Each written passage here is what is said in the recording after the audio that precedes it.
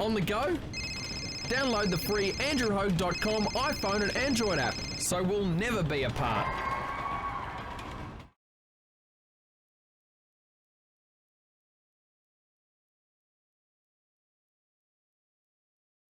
This is andrewhogue.com, still Australia's first and only 24/7 metal radio station, established 2012. But I tell you, this friendship has been well established with this guest right now since, let's go back, 1993, the very first Fear Factory tour. And That's from the right. Soul of a New Machine record. And we've been in touch ever since. We do have the great Burton C with us here on the program to talk about his up-and-coming solo tour. And I just want to know what else is happening in Bert's world, the forever creative artiste that he is. Welcome to the station yet again, Burton. How you doing? Good to talk to you.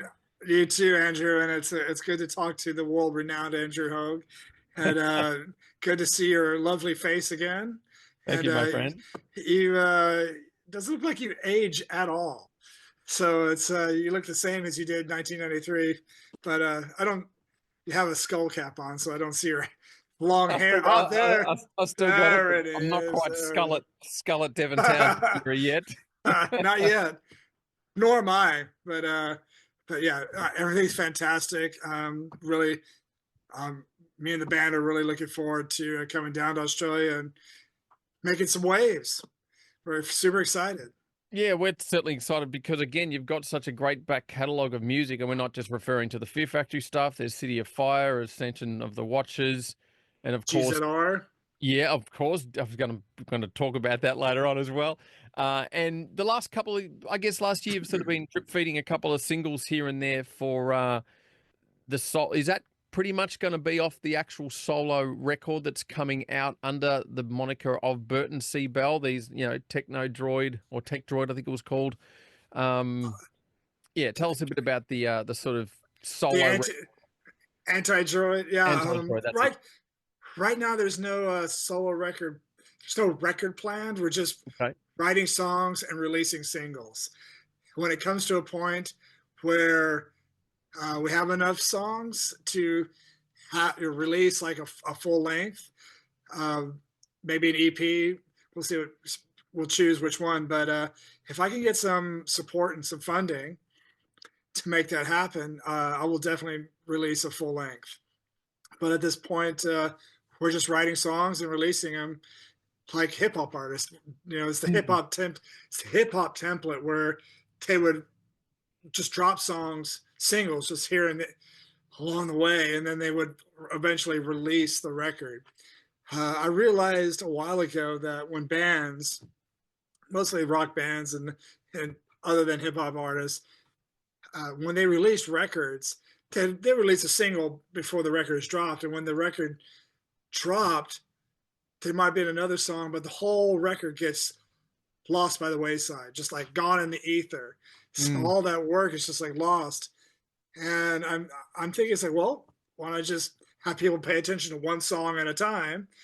And then when we have enough songs, we can release something and they can have them all together, plus some new stuff. Well, I was going to ask about that because, I've seen so many changes, and obviously you would have too, in the music business in the last 10 years. It's dramatically shifted, that it has given artists more of a chance to sort of run it their way. Like DIY is no longer a dirty word because so many artists now, ones that are well established, are also doing their own thing, their own way. And if anything, finding it even more fulfilling and having more freedom because they're not confined to the record album cycle, release a single, do a video, the same sort of stuff. Absolutely. The sort of rock metal. And ironically, we can thank technology for that. One thing technology has been positive is that artists have been able to record their own music and release it on their own independently. The downside of that is there's way more artists nowadays releasing music, so it's harder to get noticed. But I am very fortunate. I'm grateful that I've had the 30-year career before this for people to see it already. It's like, oh, they know my name already, so I've done the hard work. Now the harder work starts with dealing with social media. Yeah, well, that's another thing. And again, let's talk a bit about, obviously your years with Fear Factory, and a lot of the lyrics were inspired around technology in the future and even AI, way ahead before others was sort of, well, way before it sort of has hit us now. Get you Um, mortal. yeah, exactly. So, what are your thoughts about it now that it's here? Because obviously you'd been studying and researching about this and writing about it musically, many years back, and now it's here. How do you feel about the whole thing? Well, like any other advancement in technology, there's the players that want to use it for positive outcomes, and there's the players that want to use it for negative outcomes. And it's unfortunate that a lot of the times it's the players that want to use it for negative reasons are the ones that drive it further and make it almost a pariah of sorts in the technology world. But technology is here to stay. There's no doubt about it. AI is here to stay. The advancement of AI over the past couple of years has developed exponentially in 2 years. So what we saw 2 years ago is exponentially grown 100-fold in 2 years. So it is so far beyond what people even realize. And all that technology is, I mean, there's great technology advancing. Like there's in the robotics section where there's a company called Atom Limbs that's creating bionic arms that Mm. are able to be controlled through the mind.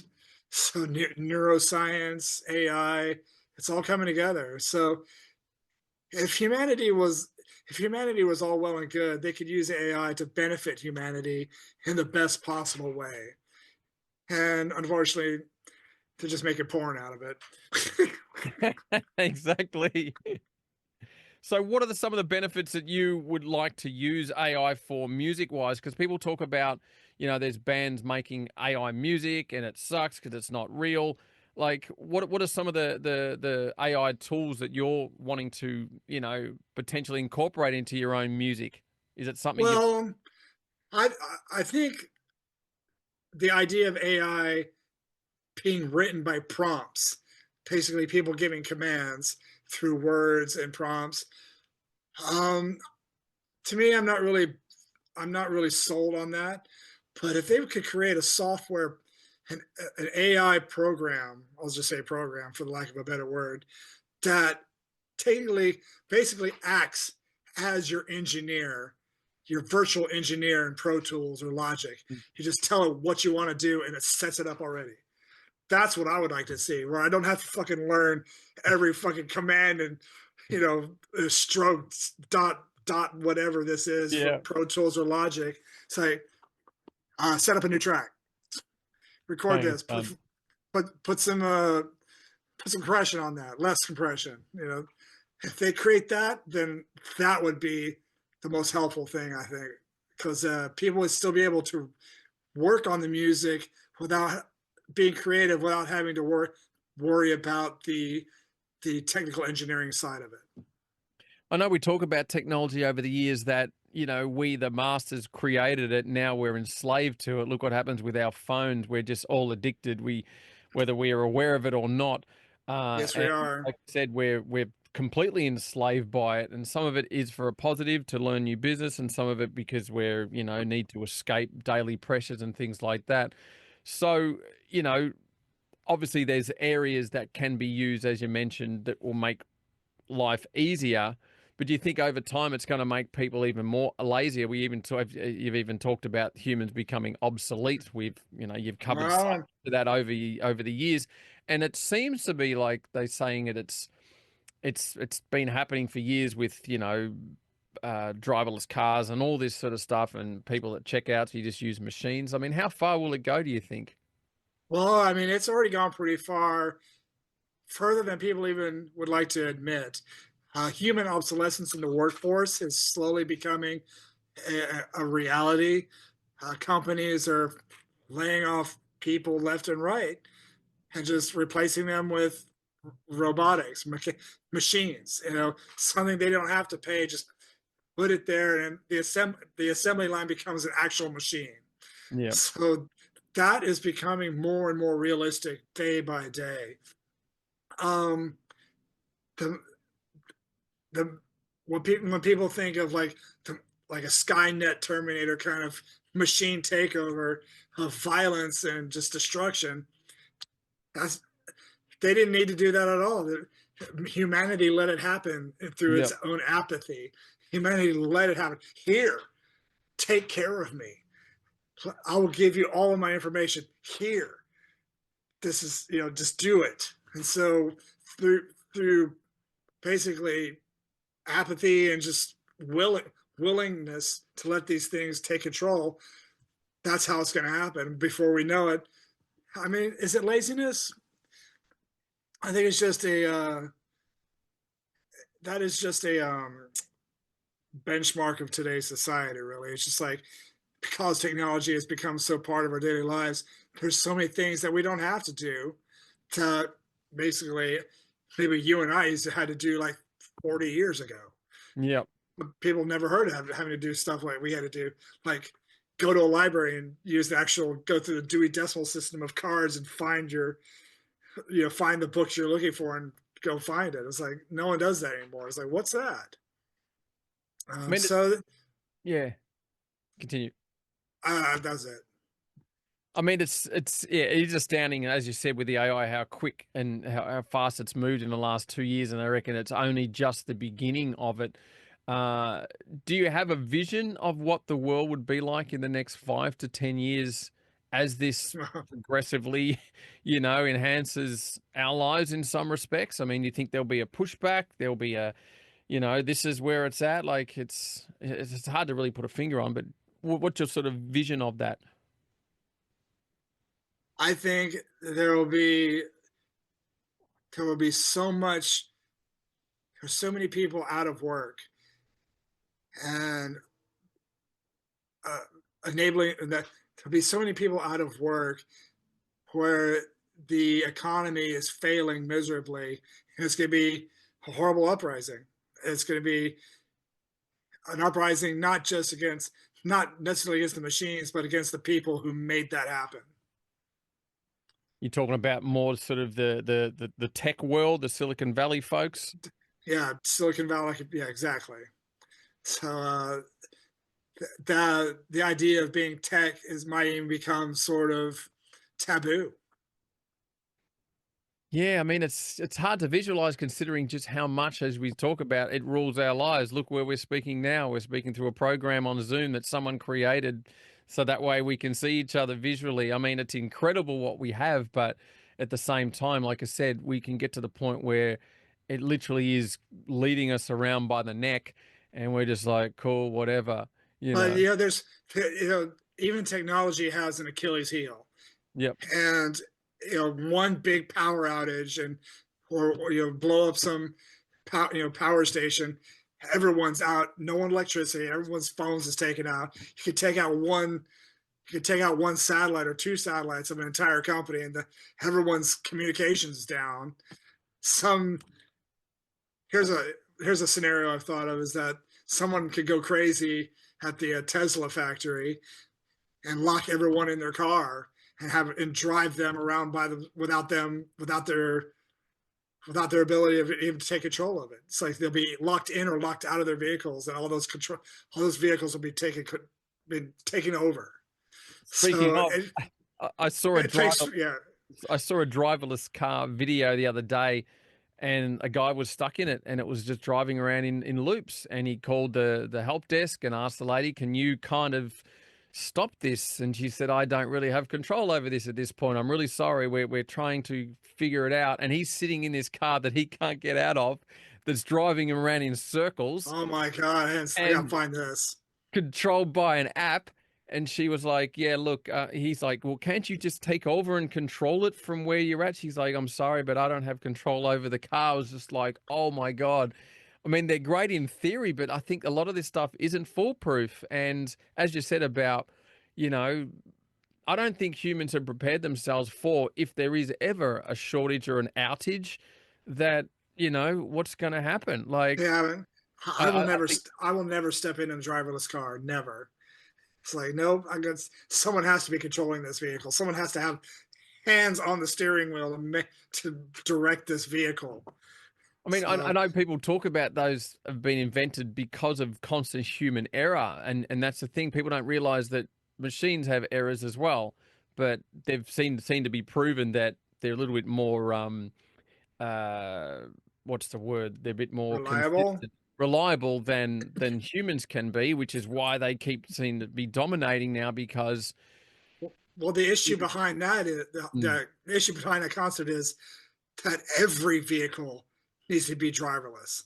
As long as you have a human behind a wheel, that is the scenario that is the wild card mm, that throws a whole wrench in the whole system. Do you remember the movie Minority Report, yep. where every vehicle was controlled and going the same speed? It was all controlled on the same circuit, the same platform, the same system. So everything was pretty much streamlined because there was no human doing like, oh, I'm taking control, I'm going to drive this. Mm, One human would screw that whole system up just by turning left without putting their indicator on or something. yep. Yeah, it's pretty wild. What have you noticed the most since you've been, and when you're out and about that has kind of really blown your mind that, oh, wow, it's actually really here? Is there any sort of moments where you've just gone, wow, all right, this is real. This is definitely real. Um, in LA, I have seen those driverless cars because they're used as taxis or, you Mm, know, as taxis. But I've seen that happening. I'm like, God, that's weird. I that kind of is like, here we are. mm, The fact that everyone's glued to their phones, yep, walking the street like zombies, like not paying attention where they're going. yep. I think it'll really hit me when flying cars come into effect.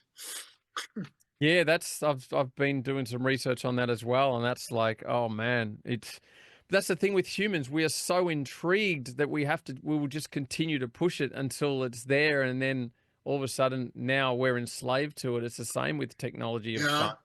Yeah. We had the flip phones, and then that wasn't enough. Uh, Nope. okay. Um, sorry, I said it's running out of time.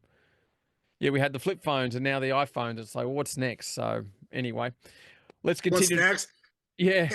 Chips implanted into your brain, Yeah, well, they got and the willingly. RFIDs, the RFID chips as well have been talked about and done for quite a number of years already. So it's scary times.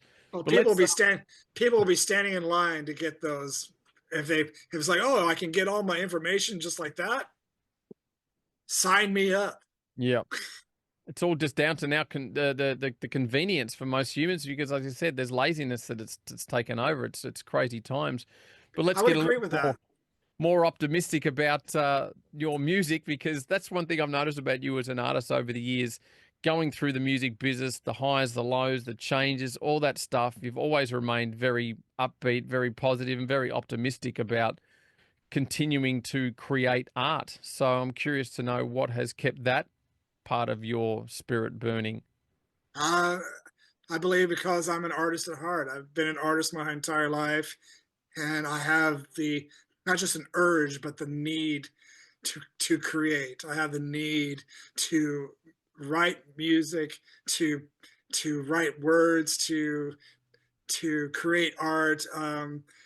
I have a need to perform on stage. I just it's something that's ingrained in my soul that I have to do, and I'm very fortunate I have that ability to make that happen. I think that's what that keeps me positive because I have that ability. Yeah, there's a lot of crazy shit going on in the world, but I've always managed to have um, a positive outlook during it all because in the end, humanity will always be here, and we're in the end, humanity, we are all one. So we need to move forward, and if we can manage to look after each other, I think we'll be fine. And if I can add a certain amount of hope, even if it's just like through lyrics or a song or whatever, if I can manage to add a little ray of light to somebody's day, that's success in itself.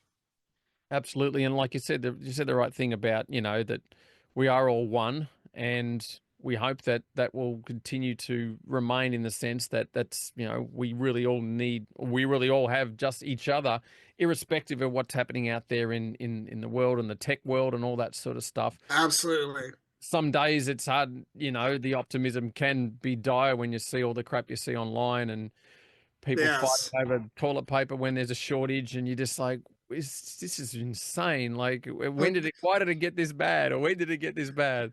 that's all, I realize I mean, that's happening, but it's in Mm, it's being, it's in the media and the news for a reason. It's to distract us yep, from, how, it's to distract us from the real issues, and is to distract us from ourselves, yep, because they don't want, the last thing people in power want is an educated and informed and a well, you know, a person with mental well-being, yep. because that is an enemy of the people. It's like, he's too happy. It's like there's something wrong with him.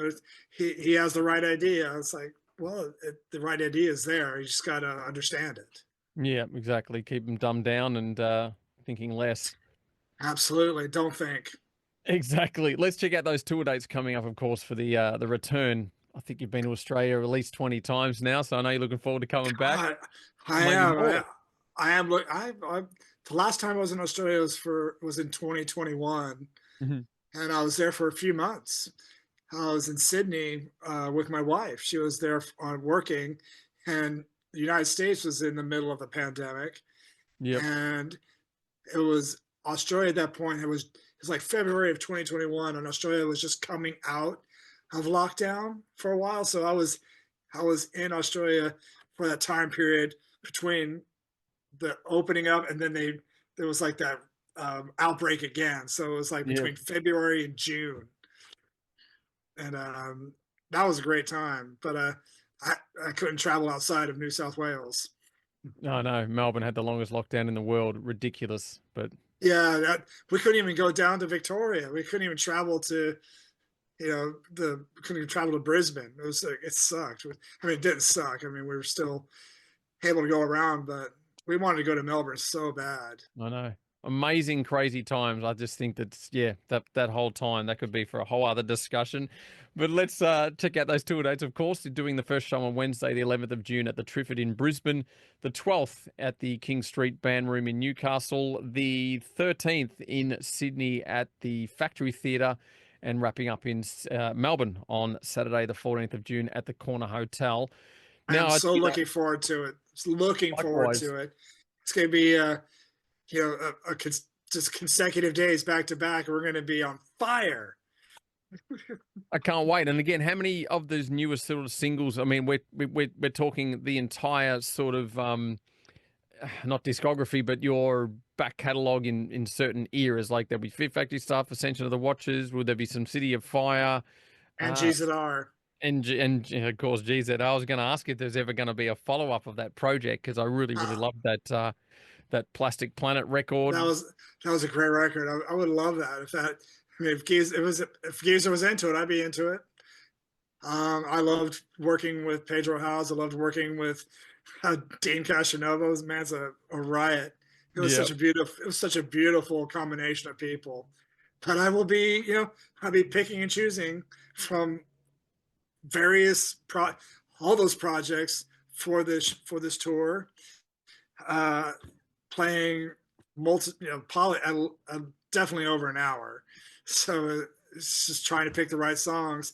I'll definitely be playing all my new songs. I'll have three people I've heard. I'm gonna have a new one coming out pretty soon, so awesome. watch out for that. And there'll be another one that probably people haven't heard, which will be another single probably coming out while I'm there. And so at least four new songs, and the rest just like a lot of familiar things that I'm reimagining to introduce to people. I'm not trying to be a cover band. I'm not trying to be FF 2.0. I am taking songs that I are fitting into my narrative, which is my mantra is heavy, groovy, dark, and moody. So if it fits into that category, all those categories, I'm going to be reimagining these songs to perform because I have two guitar players, a bass player, and a drummer. Awesome. No keyboards. So it's going to be two guitar players trading off on leads and rhythm, and the leads are taking place of the keyboard sounds. Can't wait, So buddy. yeah, so I'm reimagining these songs to for the next chapter of my career. Well, we can get you to choose one of your favorite of the newer sort of works that you've put out of those. I think two singles now. I think two or three singles all up. Uh, well, Du Hast wasn't. I did Du Hast, but that wasn't actually a single. Yeah. I did that with Mark Thwaite and Big Paul Ferguson. It was on a Rammstein tribute record, and I sang it in German. So, but that got me noticed. And then Anti Droid was like my actual first single, and that song live is just heavy. Can't wait to hear that one. So we'll end off with that single and just one of your favorite Fear Factory tracks that you look back and go, "Yep, I'm really proud that I penned that song." Uh, this song has come up a few times this past few days, and I really love it. I'm gonna have to present this one to the guys, but I want to hear Resurrection. Mm, very good track. Excellent track, and yeah, that's one of the greats.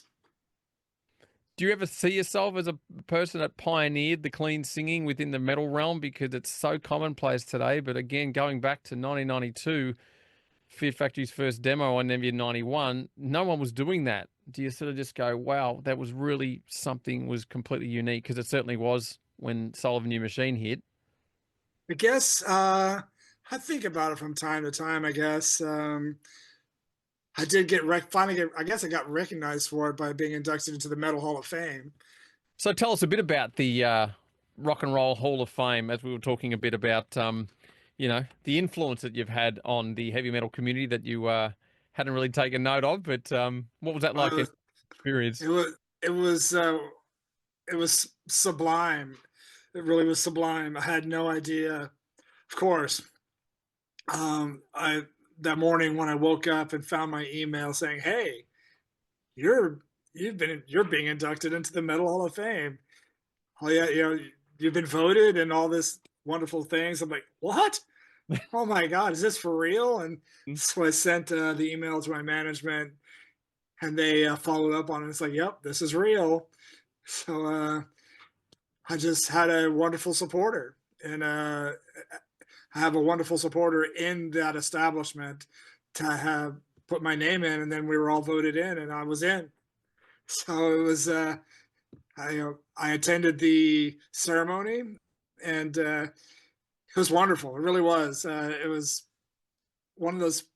It's, it's a cool feeling to be recognized for a contribution to metal music and music in general by your peers, and it was truly an honor. And they asked me to write a speech, so I wrote a. It has to be between 1 and 2 minutes long. So I wrote a speech, and it was 2.5 minutes long, so they didn't care. It's like, he goes, just don't do what Sebastian Bach did. He went Oh, on wait for for like 10 50. minutes. Yeah, he just went. He just did Yeah. some crazy rant off, off the cuff. I'm like, no, I'm not going to do that. I actually had a speech written, and I had it on my phone. I read it from my phone, and it was good. It was very insightful and personal, and it was a deep honor. So yeah, now I get to add that to my resume. So what did you actually say in the speech? Do you remember some of the words aside from "I want to thank blah blah blah" and blah blah blah, or was it just what did you talk about? Uh, I talked about struggles and the the struggles of being an artist, and how it's like the need to create is like an addiction, and that need, I'm always chasing that dragon. And anyone who has any addiction has that need to go further and further, and it never will be quenched. And so I had a bit about that in there, and the I had a little metaphor of, with Sisyphus pushing the rock up, and then the other one who Icarus and his wings getting too close to the sun. Mm. That's what it's like being an artist. The constant struggle.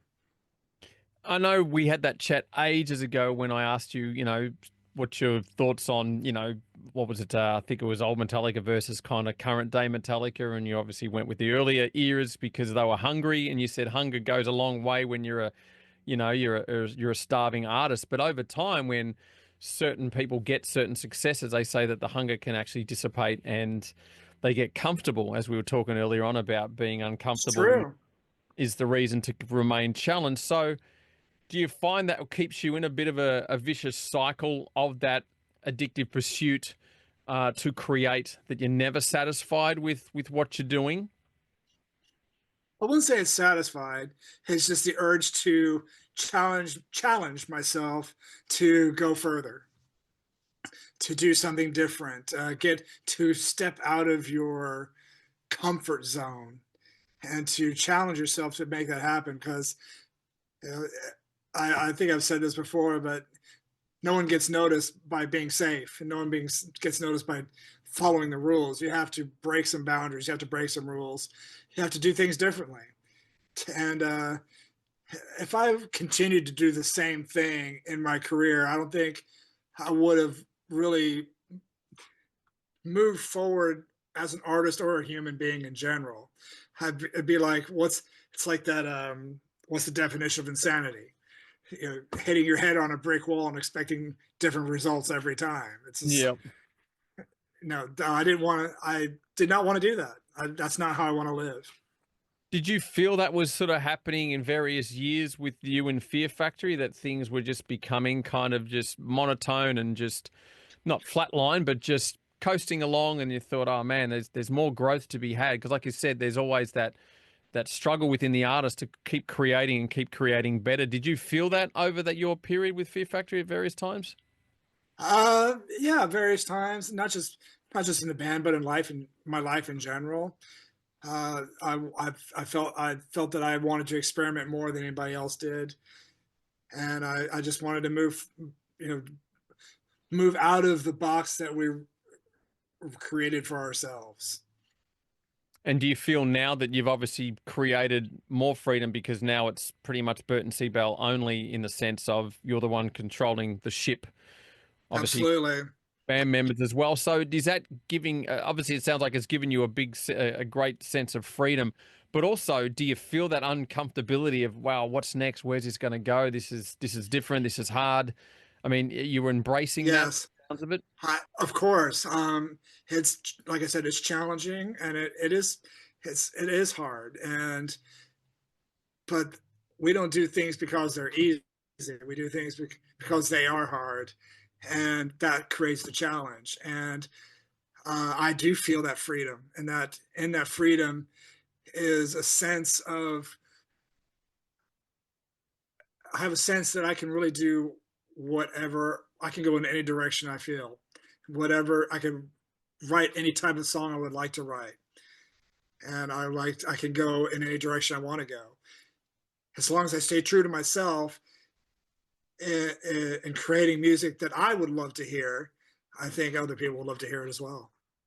Everything you just said is exactly how Devin Townsend's been feeling after he sort of clipped the wings of Strapping Young Lad and then just sort of began to fly free. And now look where he's at. I mean, the Uh, enormous growth of him as a human has just been uh, it's amazing. leaps and bounds. I Yeah. mean, he spread his wings and he flew Mm, like the Concorde. He flew. He yeah. just and I love Devin so much. He's not just an incredible, talented artist. He's just a wonderful, genuine human being, and I'm lucky to call him a friend.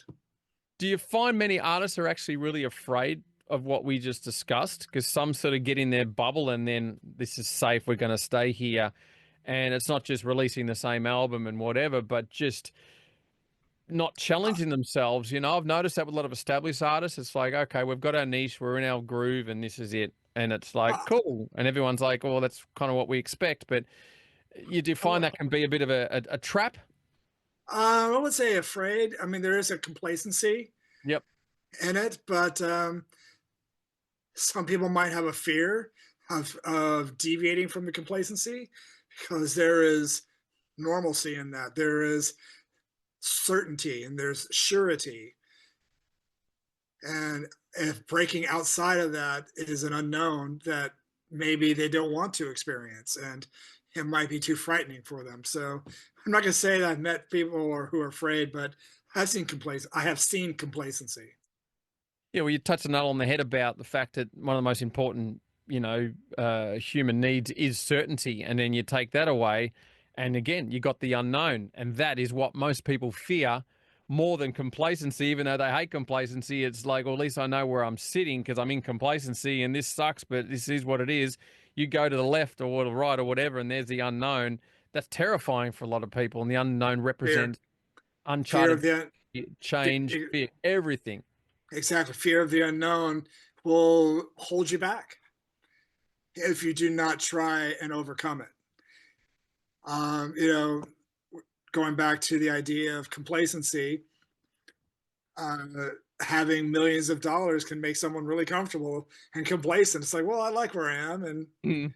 it's like I don't really need to do anything else. I don't need to really do any other type of music, and I can even let it suffer if I want to. But That's the uh, crazy thing when we talk about, especially wealth today, where people say, I'll be happy when I get blah, blah, blah. And the truth is, they never will be, but they think that's what's going to get them to that place, that destination, when really we hear the cliche, and it's true that it's all about the journey rather than the destination. But so many people are focused on the destination that generally when they get there, yeah, they're kind of happy for a short amount of time. And then I don't know what to do, or they become miserable or depressed. And I think people have got to learn to understand.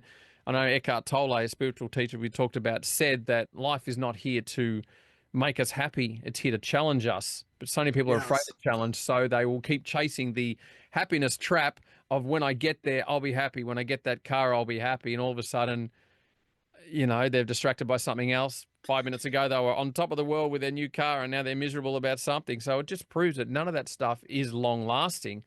right. They're mistaking monetary happiness Yeah. for something else, and that's like you said, that is the having a car doesn't make you happy, but getting there can.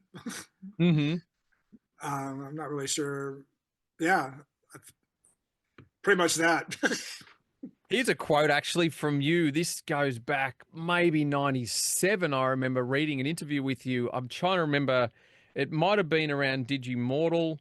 Um, And yeah, it's such a different perspective to what we're talking about now. And I think it was, you said that if we're playing the same venues on this run than we did last run, then we've failed. So it seemed like at that time it was we've got to step up to the next level, which a lot of aspiring artists have that vision of chasing, stepping up, chasing success. Do you Of remember at course, the time saying that and how you feel about it now? I do. We reached to a point where we were playing these big places for us, and we reached to this point, and then and we didn't we didn't go further, and we were kind of stuck, and then from at that point when you're stuck and there's no drive to go even further by experimenting or going just out of your boundaries. There's only one way. There's either go side, you stay level and stay there, or you go down. Yeah, you kind of hit that plateau, you hit the roof. You plateau. Yeah. I'm for me, I'm quite content coming to Australia and playing these intimate venues. And I think it's going to be fantastic. The energy is going to be fantastic. You know, I will be feeding off the audience, and the audience will be feeding off of me because we're going to be face to face, and I hope we are. And I'm looking forward to every second of it. Likewise, we're looking forward to having you. So, like I said, been an extensive conversation with you, Bert. It's always a privilege and a pleasure, and I can't wait to see you back in Oz very short. Absolutely. I'm Now, looking forward to our paths crossing again in yeah, Melbourne, actually. 100%. We can get you to choose, yeah, one of the latest singles off, the Burton C. Bell moniker. Um, I don't know if you've heard my version of Du Hast. That's pretty cool. Okay, I can chase that down. I'll get that on there. It is on Spotify, but Yep. it's in German. But I think I did it with Mark Thwaite and Big Paul Ferguson, and I think we did a fantastic version of it. It rips. Awesome. And of course, we're going to play some Fear Factory Resurrection and just one song off any of the projects that you're proud of, being GZR or Ascension of the Watchers, or what else was there? City of Fire. Do you have City of Fire? Of course I do. Rising was a killer record. Do you play is Gravity on that record? Play Gravity. Yep. Yep. Play Gravity. It's one of my favorite tracks. Awesome. Well, look forward to having you back in Osburton. It's always a privilege and a pleasure yet again. Always a pleasure, my friend, and you look great. You look great. The Brian Johnston, do not die, live to 150. The blueprint. I gotta follow that myself. Yeah, let's check out some Burton's amazing discography here on andrewhogue.com.